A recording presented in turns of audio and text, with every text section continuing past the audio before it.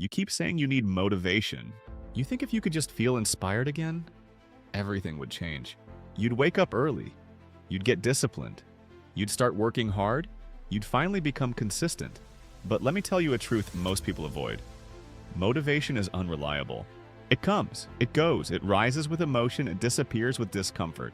If your future depends on motivation, your future is unstable. That is why so many people start strong and finish nowhere. They move when they feel excited. They stop when they feel tired. They act when life is easy. They quit when life gets difficult. That is not a success system. That is emotional gambling. And emotional gamblers lose often. You do not need more motivation. You need standards. Standards remove negotiation. Standards remove drama. Standards tell you what happens regardless of mood. You brush your teeth whether inspired or not. You show up to important appointments whether inspired or not. You pay bills whether inspired or not. Why should your dreams require a lower standard than your daily chores? Think about that. Many people treat their future casually. They are stricter with deadlines from others than promises to themselves. That is why self-respect weakens. Every time you break your own word, your mind notices.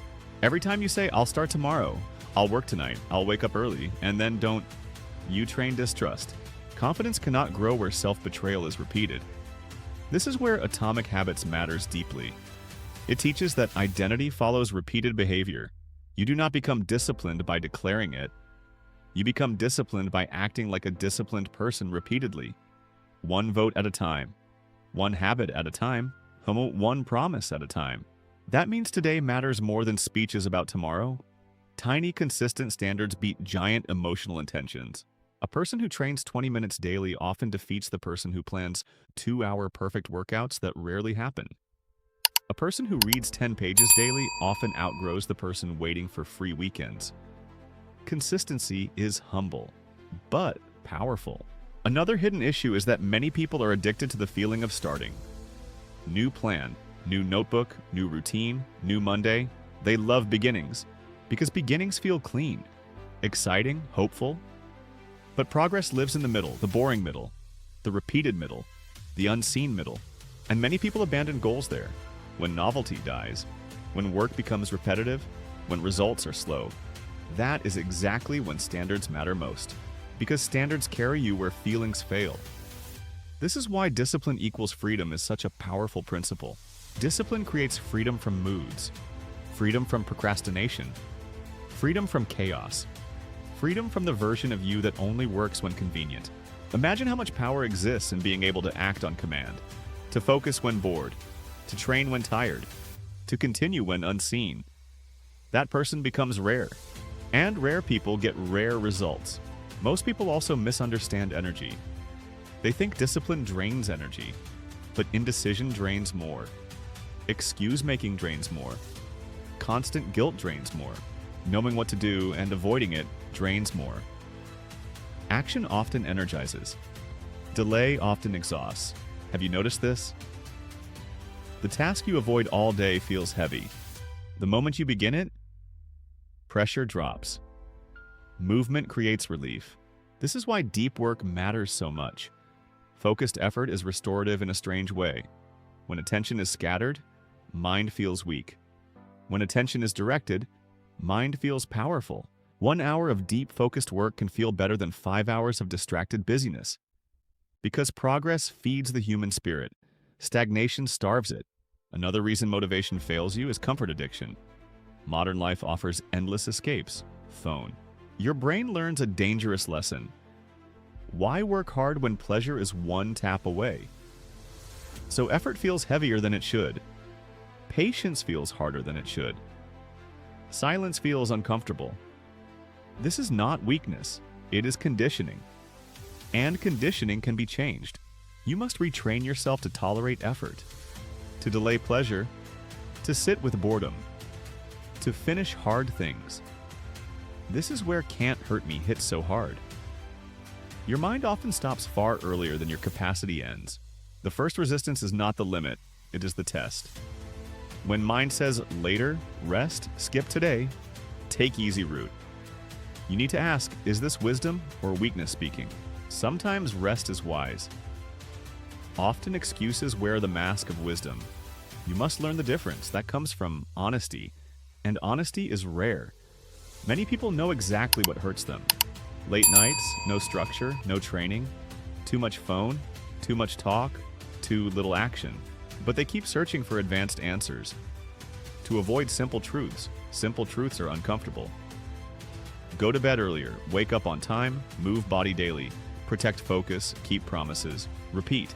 Not glamorous, but life-changing. You do not need a secret formula, you need obedience to basics. Standards can be small at first. Wake when alarm rings. No phone first 30 minutes. 1 focused hour. Daily movement. Read 10 pages. Sleep with intention. These are not tiny things. They are identity builders. They tell your mind, we are serious now. And once mind believes you are serious, confidence returns, momentum returns, pride returns. There will be days you fail standards. Good. Adjust and continue. Do not turn one bad day into a bad month. Perfectionism is another trap. People miss one, then surrender fully. That is ego. Consistency means returning quickly, not never slipping. A professional athlete misses shots, still shoots again. A builder makes mistakes, still builds again. A disciplined life includes imperfect days. But imperfect days do not become permanent excuses. Also understand environment matters. If distraction surrounds you, standards become harder. Put phone away, prepare workspace, lay out gym clothes, plan tomorrow tonight, reduce friction for the right behavior, increase friction for the wrong one, make bad habits inconvenient, make good habits obvious.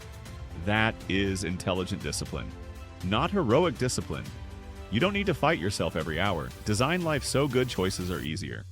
Another truth, the strongest people are often not more motivated. They are more committed. That is intelligent discipline, not heroic discipline. You don't need to fight yourself every hour. Design life so good choices are easier.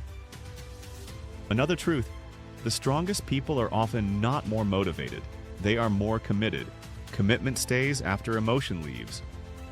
Commitment continues when applause disappears. Commitment survives boring seasons. Anyone can be intense for 2 days. Can you be steady for 2 years? That question changes everything, because greatness is often hidden in ordinary repetition. Wake, work, train, learn, rest, repeat. Nothing cinematic, everything effective. Years from now, people may call someone talented. They rarely saw the standards. The mornings honored, the distractions refused, the focused hours protected, the promises kept privately. That private discipline becomes public success. So stop asking for motivation. Ask for stronger standards. Ask for systems. Ask for courage to do basics repeatedly. Before today ends, set one non-negotiable standard. Maybe it is a walk, maybe reading, maybe 1 focused hour, maybe no phone before bed. Then keep it. Tomorrow, keep it again. Let standards become identity. Let identity become results. Because motivation visits, standards stay.